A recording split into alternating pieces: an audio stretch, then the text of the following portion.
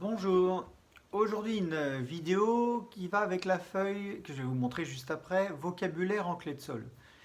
C'est un petit peu de piano et un petit peu de solfège, c'est pour apprendre à lire tout simplement et c'est toujours utile quand on découvre une partition de connaître un petit peu certains aspects très simples qui permettent de savoir où on va.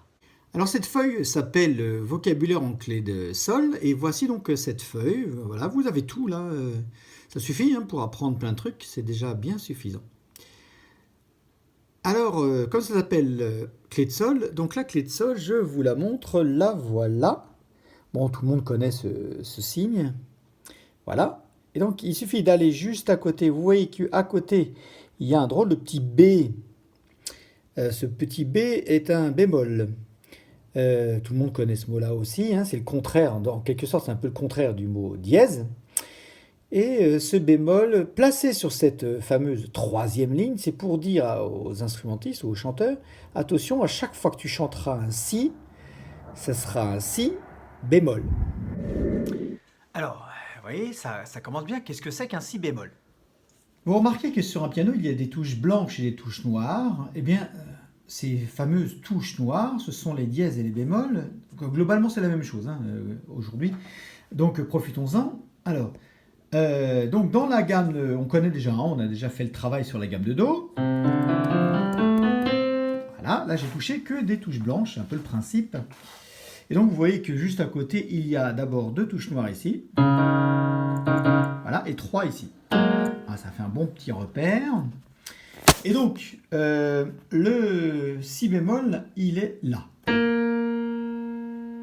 Donc ici, je reviens. Nous avons donc, on va dire, ré bémol, mi bémol, sol bémol, la bémol et le si bémol. Donc quand il y a un si bémol juste à côté de la clé, ça veut tout simplement dire, à chaque fois qu'on fera un si, il faudra faire non pas celui-là, mais celui-là. Remarquez qu'il y a une légère différence entre un si et un si bémol. Il y a cette légère différence de fréquence, c'est ce qu'on appelle un demi-ton. Et donc chaque touche noire joue un demi-ton par rapport à la note qui est sur les touches blanches. Continuons l'exploration de notre partition. Alors, à côté de ce fameux bémol, vous avez deux chiffres. Ici, nous avons juste à côté, nous avons un 6/8. Alors, qu'est-ce que c'est le 6/8 Ça nécessite une petite explication. C'est presque une fraction. Le 6 qui est juste en haut, ça veut dire qu'il va y avoir 6 notes dans chaque mesure. Donc elles vont être mises par groupe de 6.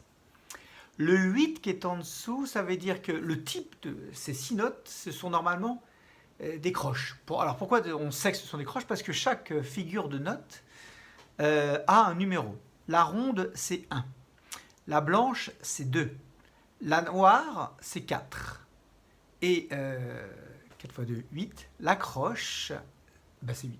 C'est la figure de note numéro 8. C'est histoire d'aller un peu plus vite, hein, de pouvoir symboliser très rapidement au début d'une partition pour savoir. Donc ça veut dire qu'un musicien qui voit marquer 6, 8, il sait ça va nous faire quelque chose dans 1, 2, 3, 4, 5, 6. 1, 2, 3, 4, 5, 6. Voilà. Et que ces 6 notes sont 6 croches. Nous continuons notre partie vocabulaire. Donc, les lignes que vous voyez de gauche à droite, c'est ce qu'on appelle la portée. Donc là, vous voyez une portée, deux portées, trois portées. Il y a 5 lignes sur cette portée à chaque fois.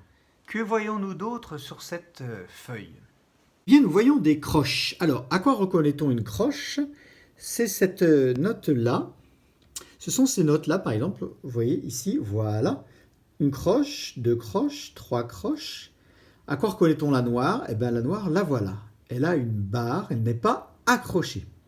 Voici donc les trois croches. Alors ici, vous voyez que cette note ici, c'est une croche aussi. Alors pourquoi? C'est tout simplement parce qu'on ne peut pas l'accrocher, parce qu'en fait, elle est toute seule. Et pourquoi est-elle toute seule? Parce que dans la mesure, voici le début de la mesure, c'est un peu la majuscule, voici la fin de la mesure, ce trait qui est là. Donc on a dit qu'il fallait qu'il y ait 6 croches. Alors donc voici 1, 2, 3. Une noire vaut 2 croches. Donc 4, 5, 6. Il y a bien 6 croches dans cette mesure. Je vais maintenant vous jouer une mesure où il n'y a que des croches, ces fameuses 6 croches. Et l'automne prend la place. c'est là qu'il y a 6 croches. Sur la portée, je vois marqué Ré, Fa, La, Ré, Fa, La. Donc c'est ce que je vais jouer. Voilà, je viens de jouer les 6 croches. Voilà, j'espère que vous avez appris quelque chose sur les partitions, un petit peu de vocabulaire, hein, c'était un petit peu le but du jeu. Je vous dis à bientôt.